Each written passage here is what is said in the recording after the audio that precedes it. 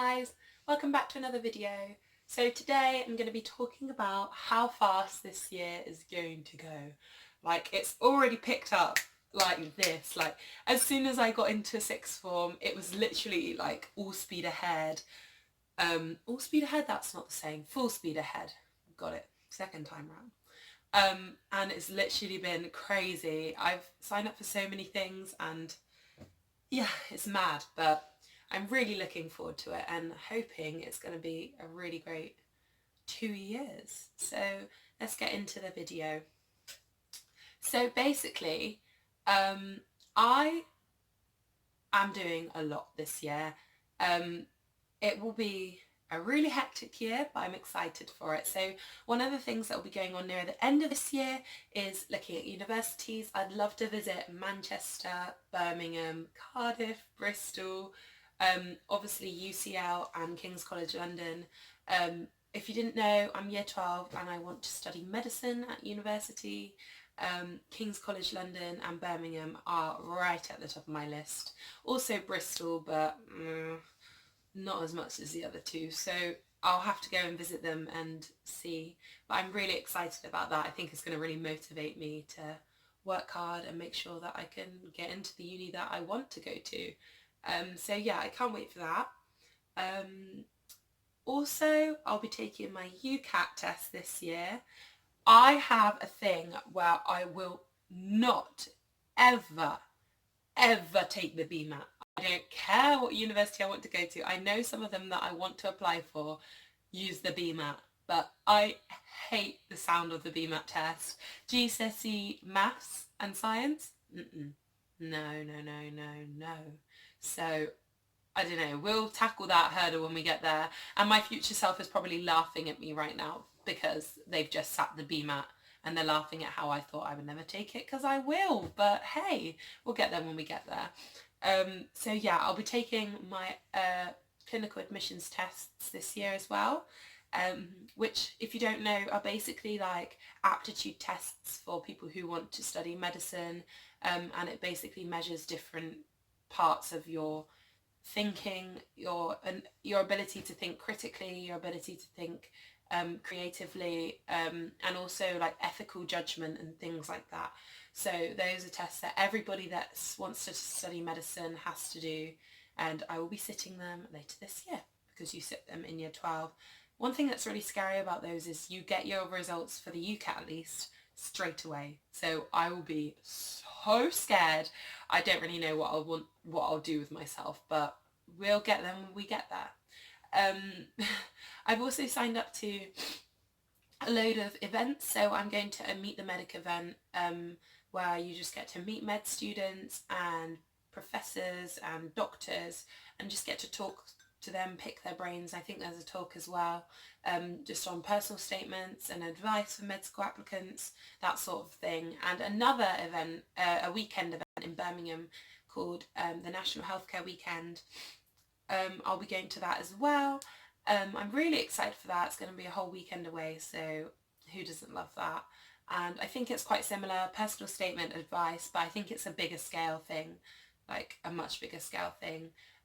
So I'm looking forward to that, and may even try vlog it. I mean, I've never done a vlog before. I need to get a vlogging camera because at the moment I use my phone, and you know, we're trying to move up in the world, so if anyone wants to buy me a Christmas present, you know what's on it. But so yeah, those are the events that I'll be going to. I've also signed up to more, but like, that's the thing, I've signed up to so many I can't even remember. So I'm looking forward to all of those, and we'll keep you guys filled in as they happen. So I just want to share with you guys some tips that I have for avoiding overwhelm with revision and mental health and all of that jazz. So I have 3 tips for mental health, and this links into revision. You know, mental health, revision at this point in your life are one and the same. You know, you have to balance one to get the other, otherwise none of it works. So my tip number 1 is don't do everything. Now, I'm a hypocrite because I just told you guys I'm doing loads of events and that is how I've learned from my mistakes. Because at the start of this year, I thought it'd be a great idea. I got so carried away. Like, I thought, oh my gosh, there's so many great med events. I want to go to every single one. And so I signed up, busy with a pen, and then I looked back at my calendar and I was like, oh my gosh, I am so busy. And I literally had no time for anything else. I became really stressed, thinking, oh my gosh, I've got to balance my study account and my YouTube channel and getting a job and all these events and school and revision and tests and netball. And I was so, like, my head wanted to explode. And the first tip I have is don't feel like you have to do everything. This year, I don't know if I've said it in a video before, I said it was going to be my year of yes, because I say no a lot. I say no to a lot of things I should say yes to. But this year, I've decided I will just say yes to anything and everything. And I thought that would be a great idea, and I still think it is. But at the same time, you know, saying yes to everything is not healthy, and so I've toned it down from now on, and I will just be saying yes to things when I feel like it. You know, it's okay to say no, it's okay to not want to go out, it's okay to not want to socialise. I mean, all of those things are great and you should do them, because I didn't do it enough, and that's why I'm doing this whole yes thing. But don't do it too much. Don't overwhelm yourself, because you need time just for yourself. We're human. We all hate people sometimes, let's admit it. Sometimes you just want a cup of tea, you know? So make sure you do that. My tip number 2 is make sure that you do physical activity.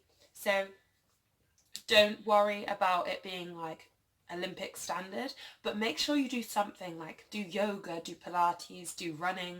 I've recently started running, so I'm already a netballer, but I play once a week, so I still felt like I was feeling really unfit, really depressed, because when I don't exercise, it's literally the worst thing for me. Like, I literally feel so rubbish. So I started running, and I actually love it. Like, make yourself a playlist and just go on a run, like somewhere quiet.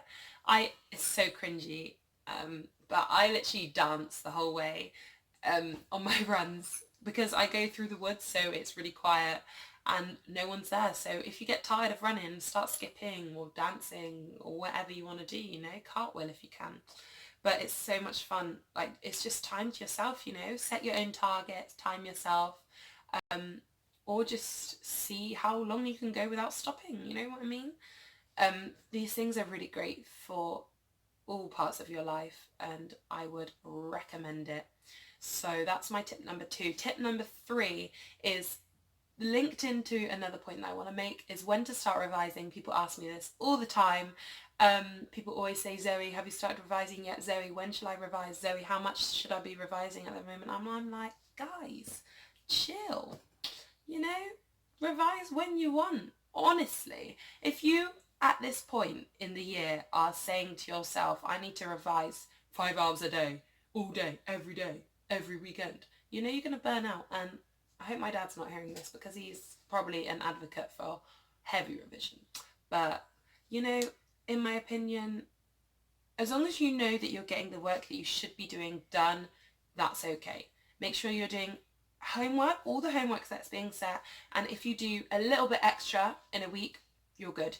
It's all about making intentional time for revision, even if that's 15 minutes. You know, it doesn't have to be 2 hours long. If you make 15 minutes a day, intentional time at this point in the year, that is what will carry you through to next year, and then you'll be able to increase that time because it's already set apart. You know what I mean? You've already got that time set, so you only have to increase it and you'll be fine.